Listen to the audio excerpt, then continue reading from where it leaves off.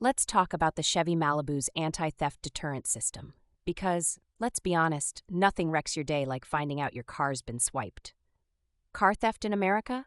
About every 39 seconds, according to the FBI, and the Malibu isn't immune. You might have seen that little flashing car with a lock icon on your dash, right? That's the system at work, trying its best to make life just a little harder for would-be thieves. Pro tip: if the light keeps flashing after you try to start it, pay attention. Here's the common headache. Sometimes your Malibu won't start and that anti-theft icon just winks at you mockingly. Usually, this means the immobilizer thinks you're not you, or at least your key isn't your key. Frustrating doesn't even begin to cover it.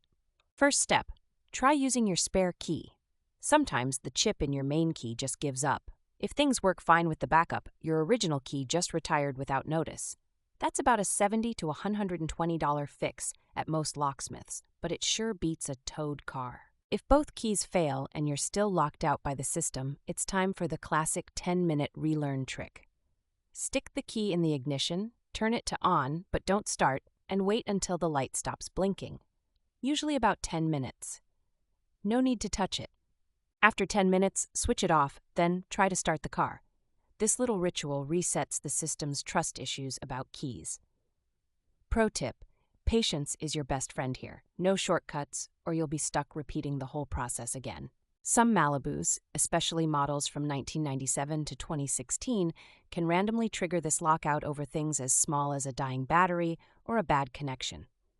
Sometimes just disconnecting the battery for 15 minutes will reboot the system. Yes, it's like dealing with your Wi-Fi router at home.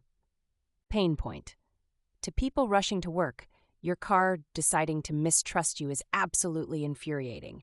No one wants a high-tech paperweight sitting in their driveway. If you're late for something, this is where tempers flare and plans dissolve. Here's what's actually happening. The anti-theft system relies on a sensor in the ignition cylinder that reads a chip in your key. Any miscommunication, and it assumes you're a criminal. Over time, these sensors just wear out, especially past 100,000 miles. Dealerships will happily charge you $500 for a fix, but that's mostly labor. If you're handy, replacing the ignition switch and reprogramming the key can save you hundreds. There are step-by-step YouTube guides that can walk you through, so don't be afraid to DIY. If you lock yourself out regularly, consider a Bluetooth tracker for your keys. It'll spare you the horror movie moment of realizing your chipped key is on the kitchen counter.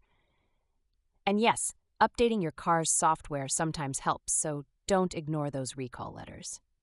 The reality is, these systems do drop thefts by double-digit percentages, so they aren't just ornamental.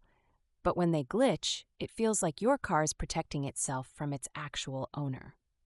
With a bit of patience and a few tips, though, you'll win this battle of wits. If you ever need a reminder, just remember, car brands have been playing this high-tech hide-and-seek game for decades. The key is staying one step ahead, learning the resets, and refusing to let a blinking dash light ruin your Portland commute. Trust me on this.